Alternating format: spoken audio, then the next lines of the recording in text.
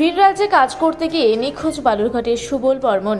ভিড়রাজ্যে কাজ করতে গিয়ে বালুরঘাটের সুবল বর্মন নিখোঁজ হয়েছেন ফেব্রুয়ারি মাসের 11 তারিখ। বালুরঘাটের ফরেস্ট রোড এলাকার বাসিন্দা সুবল বর্মন স্থানীয় একটি ঠিকাদারের সঙ্গে ব্যাঙ্গালোরে গিয়েছিলেন কাজ করতে। সেখান থেকে নিখোঁজ হয়ে যান তিনি। পরিবারের অভিযোগ, বালুরঘাট থানায় লিখিত অভিযোগ দায়ের করলেও এখনও পর্যন্ত কোনো ব্যবস্থাই নেয়নি পুলিশ। এমনকি অভিযুক্ত ঠিকাদার বা তার সঙ্গে যারা কাজে ছিল কাউকে জিজ্ঞাসাবাদ পর্যন্ত করেনি। দ্রুত বিচার চাইছে তার পরিবার এবং পুলিশ যাতে নিখোঁজ সুবল বর্মনকে খুঁজে আনার ব্যবস্থা করে সে দাবি করেছে সুবল বর্মনের স্ত্রী ঝুরি বর্মন।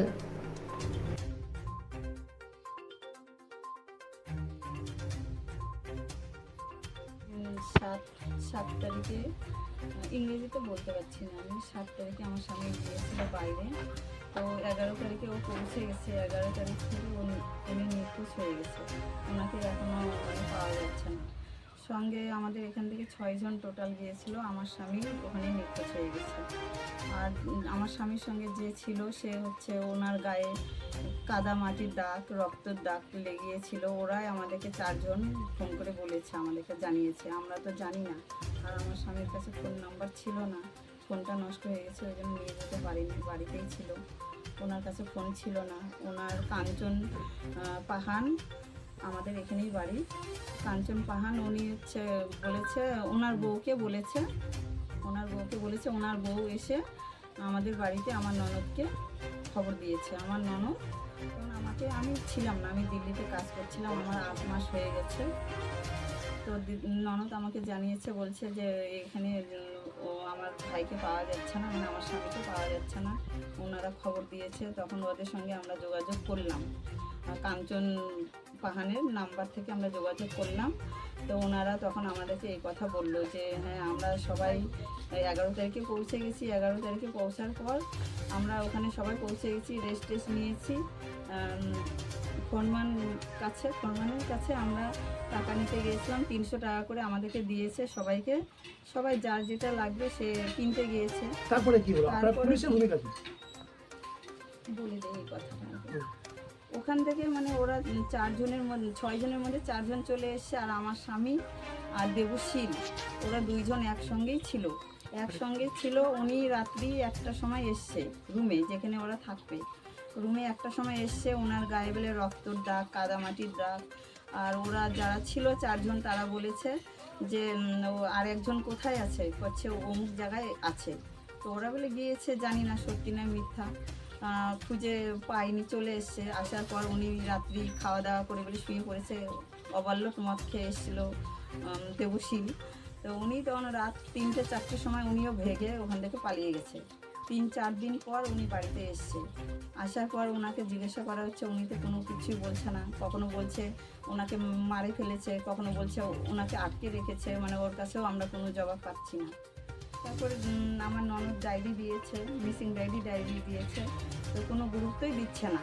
এখন কি চাচ্ছেন আপনারা? এখন আমি চাচ্ছি আমার স্বামীকে খুঁজে বের করে দিতে হবে। যারা নিয়ে গেছে আমার স্বামীকে কাজে, আমি ওনাদের কাছে আমি বক্তব্য চাই, আমার স্বামীকে ওরা ফিরিয়ে দেবে। থানায় গিয়েছিলেন? থানায় গিয়েছিলাম। কি বলছে?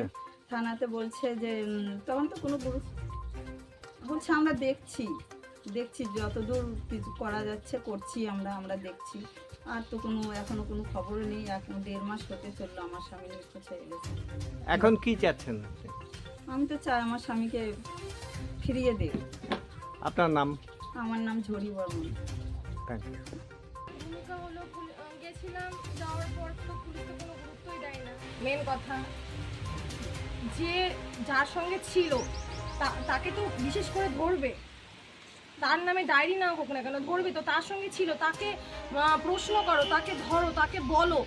না করে আমাদেরই উল্টে বলছে তোমরা ঘুষ খেয়েছো, তোমরা এই করেছো, তোমরা ঠিকাদারের কাছ থেকে টাকা নিয়ে ঘুষ খেয়েছো।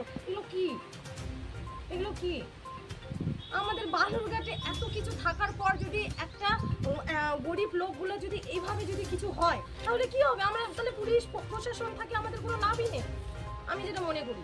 কোথায় যাবো? এই যে আপনি গেলেন পুলিশের কাছে, তারপর কি বললো? আপনারাই ঘুষ খেয়েছেন? হ্যাঁ, আমাদের বলেছে, আমাদের লোকে বলেছে, আরো আমাকে না হলো, ওদের ফ্যামিলিকে বলেছে। তো ওদের ফ্যামিলিকে এভাবেই বলেছে যে তোমরা ঘুষ খেয়েছো, তোমরা ঠিকাদারের কাছ থেকে টাকা নিয়েছো, ঘুষ খেয়েছো, এভাবে কথা বলছে। ওনার সঙ্গে যারা ছিল যেমন ঠিকাদার বা যে একটি শিল যা টাইটেল, তো যারা ওর সঙ্গে ছিল শেষ অবধি তাদেরকে পুলিশ কিছু গ্রেপ্তার করেছে বা তাদেরকে জিজ্ঞাসাবাদ করেছে? পুলিশ তো কোনো গ্রেপ্তারই করেনি। পুলিশ শুধু বলেছে আমাদেরকে, আমরা যেটা জানি বর্তমান এখন, পুলিশ বলেছে কি ওদের সাথে আমরা কন্ট্রাক্ট করছি, ঠিকাদারের সাথে আমরা কথা বলছি। ঠিকাদারের নামও বলেছে, কি নামটা বলেছে?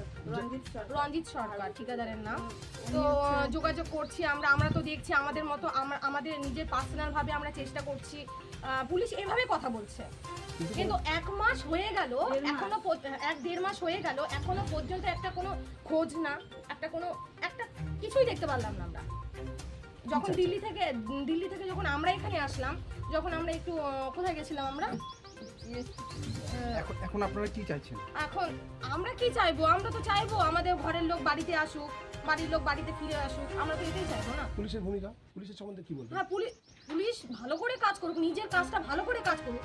আমি চাইবো তো এইটাই, নিজের যেটা নিজের কাজ সেটা তো ভালো করে কর্তব্যটা পালন করবে। তো সেটা কাজ তো করেই না।